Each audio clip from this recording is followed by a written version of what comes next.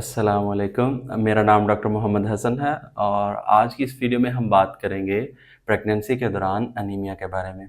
यानी कि हमल के दौरान कुछ ख़वातीन के अंदर खून की कमी हो जाती है।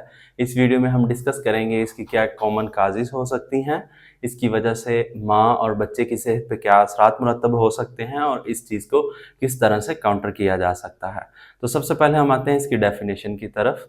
प्रेगनेंसी के दौरान यानी कि हमल के दौरान जिन ख़वातीन हीमोग्लोबिन की वैल्यू 11 से बिलो हो जाती है तो उनको एनीमिक वुमेन कहा जाता है, यानी कि उनके अंदर ब्लड डेफिशिएंसी पाई जाती है। अब ब्लड डेफिशिएंसी के अंदर होता ये है, या अनीमिया के दौरान ये होता है कि हमारी बॉडी के अंदर, हमारे खून के अंदर सुर्ख खुलियों यानी कि रेड ब्लड सेल्स की कमी हो जाती है, जिसकी वजह से जिस्म के हिस्सों, टिश्यूज़, ऑर्गन्स तक और बच्चे तक जो कि ग्रोइंग बेबी होता है उस तक ऑक्सीजन प्रॉपर नहीं पहुंच रही होती, जिसकी वजह से माँ और बच्चे दोनों की सेहत पे मुख्तलिफ असरात मुरतब हो सकते हैं।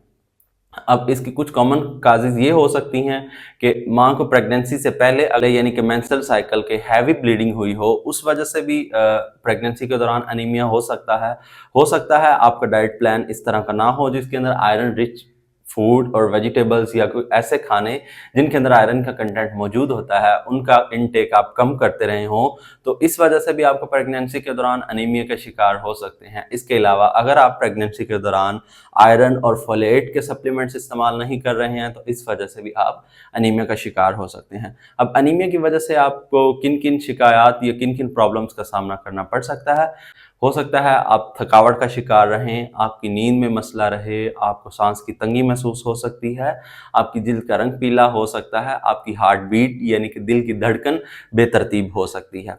इसके अलावा अगर बच्चे की बात करें तो बच्चे की जो ग्रोथ रेट है वो कम हो सकता है, बर्थ वेट कम हो सकता है, यानी कि जब पैदाइश के वक्त बच्चे का वजन बहुत कम हो सकता है। इसके अलावा बच्चे के अंदर भी आयरन डेफिशिएंसी अनीमिया होने के चांसेस हो सकते हैं। अब इस चीज़ को डायग्नोस किस तरह से किया जा सकता है, आपका डॉक्टर कुछ आपके ब्लड टेस्ट शेड्यूल करवाता है जिनमें एचबी आपके हीमोग्लोबिन का टेस्ट और इसके अलावा हेमाटोक्रिट का टेस्ट करवाया जाता है, जिसके ज़रिए पता चलाया जाता है कि आया खून के अंदर रेड ब्लड सेल्स की कमी तो नहीं है।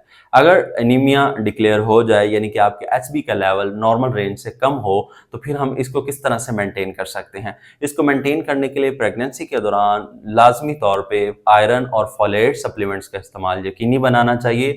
उसके साथ साथ हमें अपनी डाइट के अंदर ऐसी अशिया को ज़रूर शामिल करना चाहिए जिनमें आयरन का कंटेंट ज़्यादा होता है। अब आयरन का कंटेंट किन अशिया के अंदर ज़्यादा होता है, आप मीट इस्तेमाल कर सकते हैं, उसमें आप चिकन भी इस्तेमाल कर सकते हैं और ख़ास तौर पे लिवर यानी कि कलेजी इस्तेमाल करें। उसके अलावा अगर हम सब्जियों की बात करें तो सब्ज़ पत्तों वाली सब्जियां, दालें, चने और लोबिया और रेड बीन्स आप इस्तेमाल कर सकते हैं।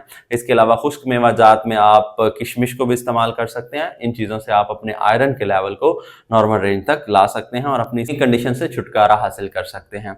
उसके अलावा पानी का इस्तेमाल ज़्यादा करें और आयरन और फोलेट सप्लीमेंट के साथ आपके डॉक्टर्स आपको विटामिन सी के सप्लीमेंट्स भी ज़रूर रिकमेंड करेंगे। विटामिन सी के सप्लीमेंट्स आयरन के साथ इसलिए रिकमेंड किए जाते हैं कि वो आपकी गट के अंदर आयरन के अब्जॉर्प्शन में हेल्पफुल होते हैं। उम्मीद करते हैं आज की वीडियो अच्छी लगी होगी। इस तरह की और वीडियोस देखने के लिए हमारे चैनल को लाइक और सब्सक्राइब कर दीजिए। नेक्स्ट वीडियो तक के लिए अल्लाह हाफ़िज़।